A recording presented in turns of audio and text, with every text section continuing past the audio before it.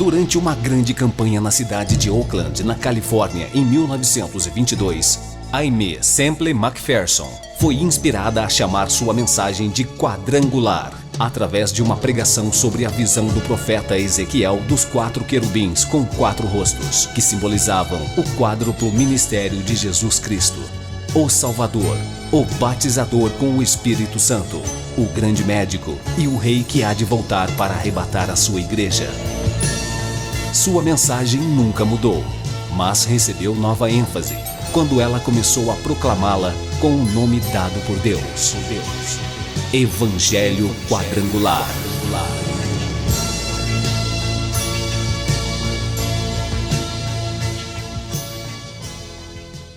A Igreja do Evangelho Quadrangular Independente passa a apresentar o programa Cristo Esperança Nossa, numa palavra poderosa a seu favor, para que você, crendo, você possa receber a bênção da salvação que há em Cristo Jesus, que você possa receber a bênção da cura, a bênção da libertação, a bênção da paz, a bênção da vitória para a sua vida, para o seu lar, para a sua família, para a sua empresa, para o seu comércio, para o seu trabalho.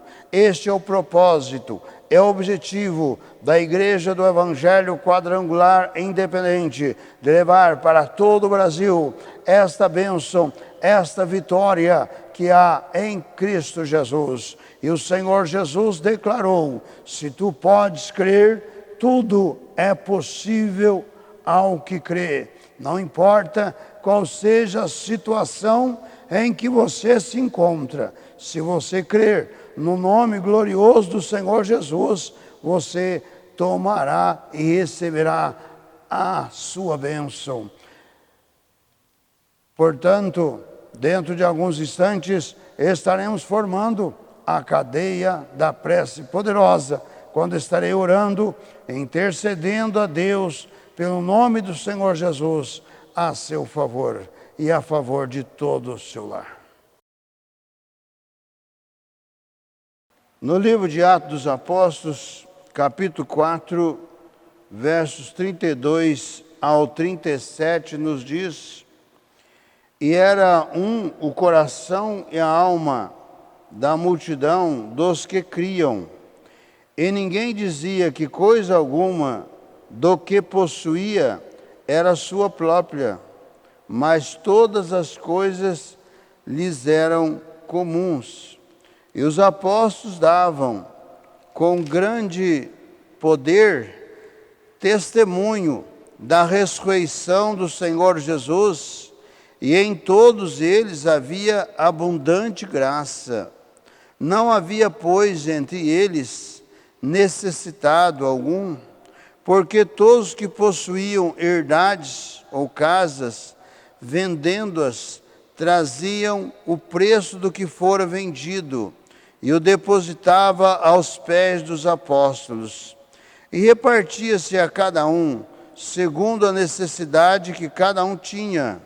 Então José, cognominado pelos apóstolos Barnabé, que traduzido é filho da consolação, levita, natural de Chipre, possuindo uma herdade, vendeu-a e trouxe o preço e o depositou aos pés dos apóstolos. Nós continuamos aqui na descrição da formação da igreja, do seu início, e que estes primeiros capítulos do livro de Atos nos faz relatos das obras que estavam sendo operadas, realizadas pelos apóstolos, pelos discípulos, em que estava havendo as conversões de multidões, porque Jesus estava vivo, ressuscitado. Esta era a mensagem que os apóstolos pregavam. E esta é a mensagem que a Igreja de Cristo prega hoje. Que Jesus está vivo. Jesus está ressuscitado. O que os apóstolos de Jesus pregaram para que viesse a conversão de multidões? Eles pregaram o ide que Jesus deu para a sua igreja. Este ide que a igreja do Evangelho Quadrangular Independente está compromissada de levar para todo o Brasil. O ide está registrado no Evangelho de Marcos, capítulo 16, do versos 15 ao 20, que diz: E disse-lhes Jesus: Ide por todo o mundo, pregai o Evangelho a toda criatura. Quem crer e for batizado será salvo, mas quem não crer será condenado. E esses sinais seguirão aos que crerem em meu nome. Expulsarão demônios, falarão novas línguas, pegarão nas serpentes, e se beberem alguma coisa mortífera, não lhes fará dano algum. E imporão as mãos sobre os enfermos e os curarão. Ora, o Senhor, depois de lhes ter falado, foi recebido no céu e assentou-se à direita de Deus.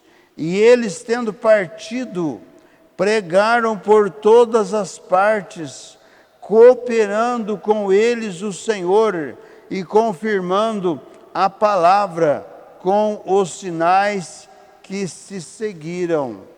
Esta foi a mensagem que os apóstolos pregaram e que houve a conversão de multidões para Cristo, um Cristo vivo, um Cristo ressuscitado. É este Jesus que você precisa receber. É este Cristo que você precisa receber. Aqui não se trata de religião, aqui se trata de conversão a Cristo Jesus. Não se trata de dizer que acredita em Deus, acredita em Jesus, e que depois que morrer vai para o céu. Nós temos uma cultura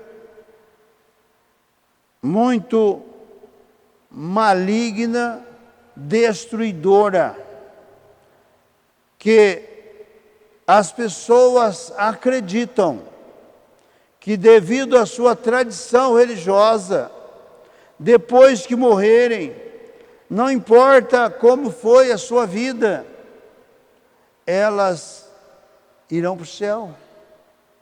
Mas não é isto que diz a palavra, não é isto que diz o Evangelho, não é esta ao meio para se salvar.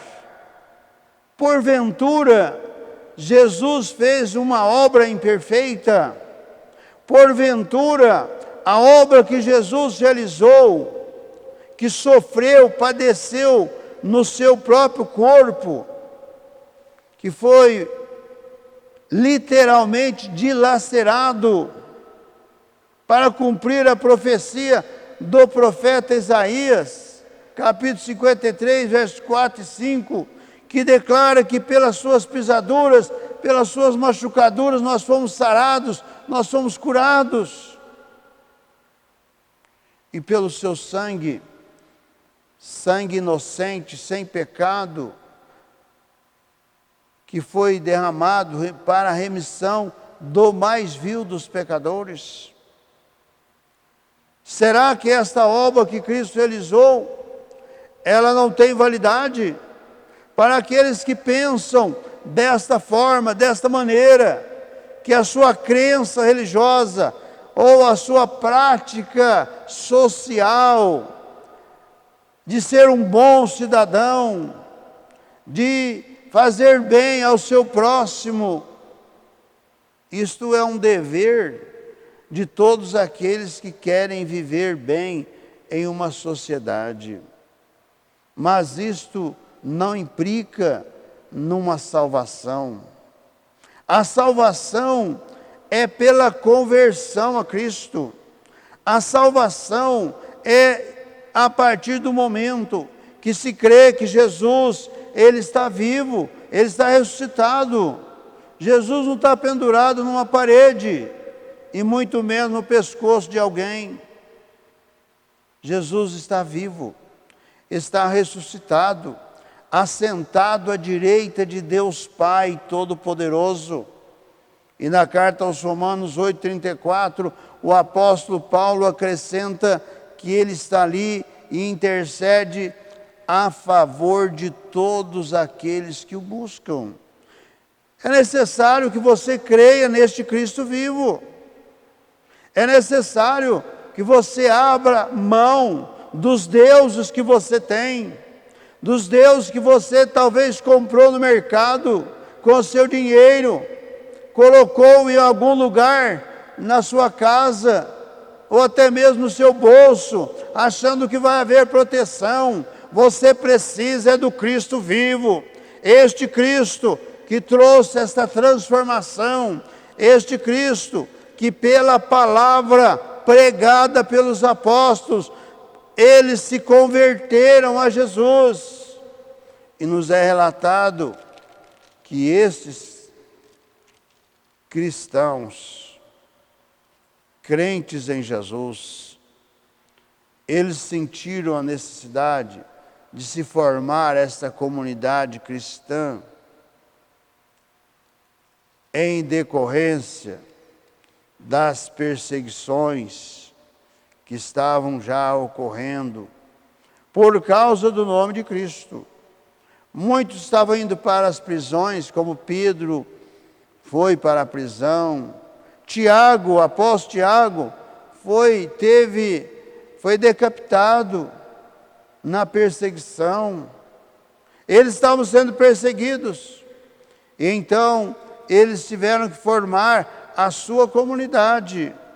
E formaram esta comunidade e trouxeram todos os bens que tinham para que pudesse aquela comunidade sobreviver. E nós vemos que neste capítulo 4, a partir do versículo 32, e nós vemos que eles estavam trazendo os seus bens, porque, diz o versículo 34, não havia, pois, entre eles necessitados algum, porque todos os que possuíam herdades ou casas, vendendo-as, traziam o preço do que fora vendido e o depositava aos pés dos apóstolos, e repartia-se a cada um segundo a necessidade que cada um tinha. E é mencionado aqui que também José, cognominado pelos apóstolos de Barnabé, este era um judeu oriundo de Chipre, natural de Chipre. Então, este Barnabé foi muito usado pelo poder do Espírito Santo. Ele que foi ali em Samaria, pregou Cristo ali em Samaria, e os samaritanos se converteram, e houve grandes sinais e prodígios ali realizados através de Barnabé, que era um levita também, judeu, e que trouxe a sua propriedade, vendeu a sua propriedade e trouxe também o seu preço, aqui colocando também como um convertido a Cristo. Inclusive Barnabé foi também companheiro do apóstolo Paulo. Deus tem os seus propósitos. Tanto Barnabé, que nasceu sendo judeu, mas nasceu em outro país, né?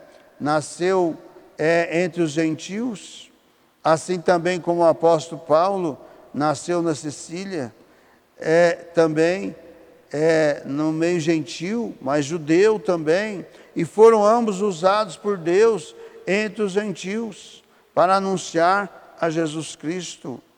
Nós vemos que a obra de Deus, ela é poderosa quando se há a conversão verdadeira.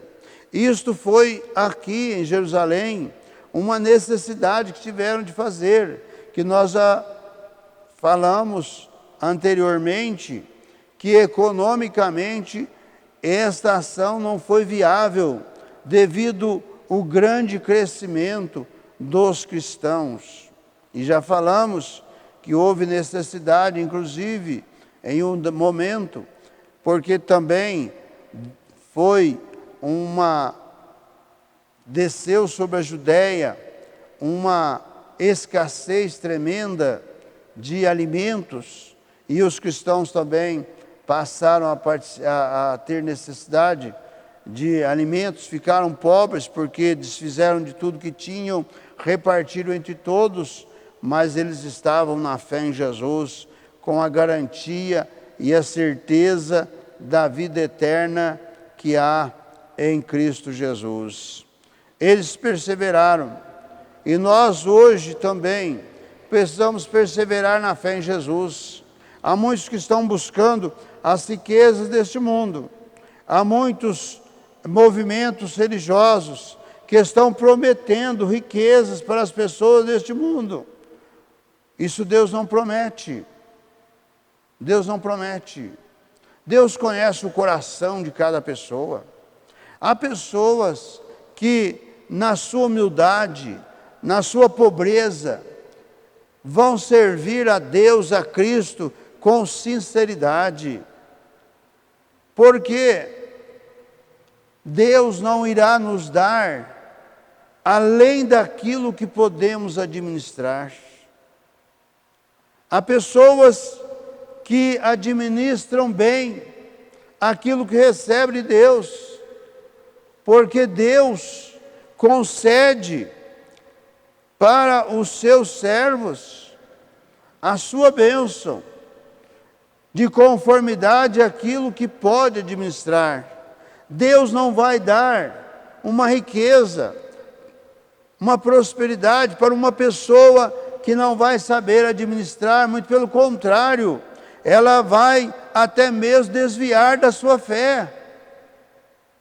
Nós temos como exemplo as pessoas que ganham grandes prêmios em loterias. Essas pessoas, elas não estão preparadas para receber essa riqueza. E lá no final, como já temos visto muitas declarações, as pessoas jamais queriam ter ganho aquele prêmio, porque aquele prêmio foi a destruição das suas vidas. Por quê? Elas não estavam preparadas para administrar aquilo que receberam.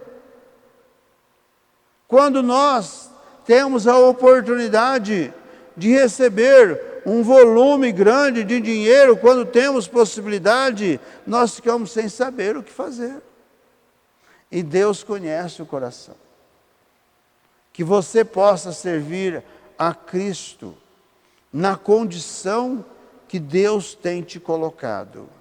Não se iluda com pregadores que estão dizendo que Deus vai te dar riqueza, que Deus vai te dar isto, vai dar aquilo, em troca daquilo que você tem que dar. Talvez até baseado nesses textos aqui, do começo do cristianismo, quando eles sentiram essa necessidade de se unir, de se agregar, em decorrência das grandes perseguições que havia contra os cristãos. Não se aplica no dia de hoje. Muitos estão lesando as pessoas, levando a um engano, a uma mentira. Deus não é agiota. Deus não faz negócio com ninguém. Deus não faz troca. Você dá lá 1.000, que Deus vai te dar 10.000. Fuja, corra. Este não é o Espírito de Deus. Isso não é obra de Deus, não é palavra de Deus, mas é mentira, é engano para te lesar e te enganar. Deus não está querendo tirar o que você tem.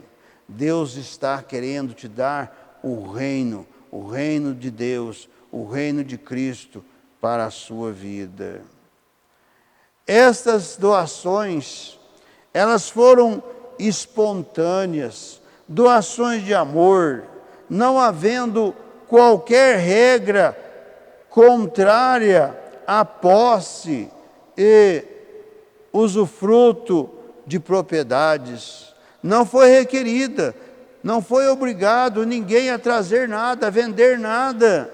Eles sentiram, por amor a Cristo, por amor aos seus irmãos que estavam também sendo perseguidos, eles sentiram o desejo do coração de amor, de fazer esta doação espontânea. Na obra de Deus, o que Deus requer para a sua obra são dízimos e ofertas alçadas. Nada mais além disto. Aqueles que requerem coisas além disto estão numa heresia. Há muitos que estão dizendo: olha, você não precisa dizimar, você não precisa fazer não, você vai contribuir segundo a tua prosperidade. Estão usando a campanha que o apóstolo Paulo faz ali em 2 Coríntios 8 e 9, para os crentes que ficaram pobres ali em Jerusalém, e aqueles, os gentios, que eram para contribuir em prol dos irmãos que estavam ali em Jerusalém, de conformidade à prosperidade que eles tinham. Mas ninguém era obrigado. Mas o que nós temos na palavra é a dízima, é a 10ª parte da nossa renda, porque Deus tem uma promessa sobre os dizimistas. Inclusive os dizimistas estão credenciados por Deus para fazer prova dele. A obra de Deus é mantida através de dízimos e ofertas alçadas. São ofertas altas, porque todo aquele que é dizimista, que comprova a veracidade da palavra de Deus, ele se torna também um ofertante na obra de Deus, mas de livre, espontânea vontade. Ninguém vai forçá-lo a dar o que ele não tem. Ninguém vai forçar a tirar alguma coisa da sua casa para vender, para trazer para a igreja. Isso não existe. Deus tem uma promessa com cada dizimista e cada ofertante da sua obra, que é pela fé. Dízima é fé e é manutenção da obra de Deus. Portanto, nós temos os dias de hoje, no moderno comunismo público, que é ateu, é também materialista, é violento, é demoníaco, qual câncer social no mundo de hoje em dia. Este movimento socialista, comunista, eles querem aplicar exatamente isto que os primeiros cristãos fizeram, e nós já falamos que economicamente foi inviável essa atitude, porque ficaram na pobreza. E todo país aonde o socialismo, entre aspas, comunismo, que jamais chegaram e jamais irão chegar, porque é uma utopia, o povo se torna pobre, se torna na miséria, porque este não é o melhor meio. Os cristãos primeiro fizeram isto, mas eles tinham a promessa do reino de Deus, do reino de Cristo. Mesmo na pobreza, mesmo ficando pobre, eles estavam ricos da graça de Deus. Eles se tornaram testemunhas de um Cristo vivo, de um Cristo poderoso. Seja um cristão verdadeiro. Não se preocupe com este mundo em que ninguém pode garantir nem sequer um segundo da sua vida. Ninguém vai levar nada deste mundo, mas a sua fé em Cristo Jesus, que está vivo, vai proporcionar para você a salvação eterna para a sua alma. Creia nisto, creia na palavra de Deus. O comunismo é uma obra demoníaca porque nega Deus, nega Cristo, nega a igreja, nega a palavra e combate. E nós estamos tendo hoje uma grande perseguição na China contra os cristãos que ali estão. Porque os cristãos na China, eles estão orando, clamando, estão como esses cristãos primitivos aqui, estão dando o testemunho e a vida em prol do amor de Cristo, e estão ali sendo perseguidos neste país comunista que não aceita Deus, não crê que Deus está na frente desses cristãos. A maior barreira que o comunismo está tendo é os cristãos, é o Cristo vivo e poderoso.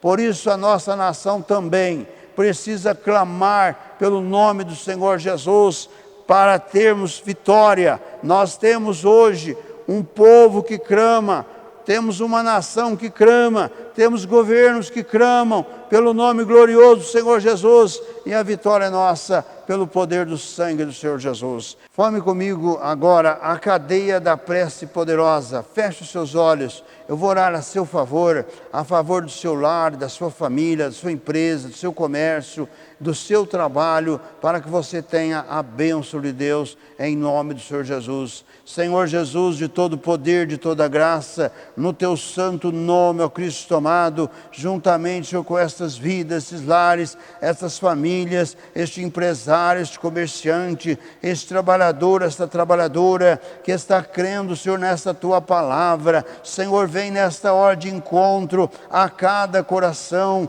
vem de encontro a cada vida, a cada necessidade, porque no teu santo nome, ó Senhor Jesus, eu me levanto nesta hora contra todo o poderio das trevas, eu me levanto nesta hora contra o espírito da doença, da enfermidade, alojado no corpo, desde a planta dos pés ao alto da cabeça. Visita, ó Deus, esta casa, este lar. Senhor, toca com a tua bênção nesta hora, para que haja bênção, Senhor, da libertação, haja bênção da remoção de toda a sorte de males, perturbações, adversidades. Visita, Senhor, toca nesta família, remove, Senhor Deus, as opressões, Senhor, remove a doença, remove, Senhor, ó Deus, os vícios do tabagismo, ó Deus, das drogas, do alcoolismo. Quebra essas cadeias, desamassa as amarras, dá a bênção da vitória nessa casa, neste lar, nessa família. Dá a bênção, Deus, na empresa,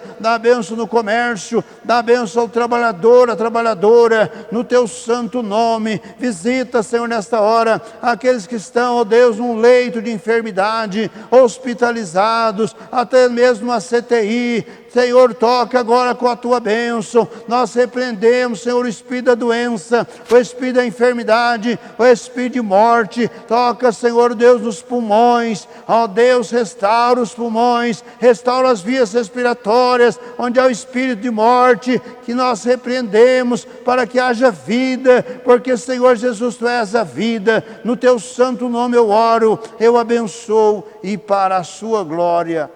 Amém.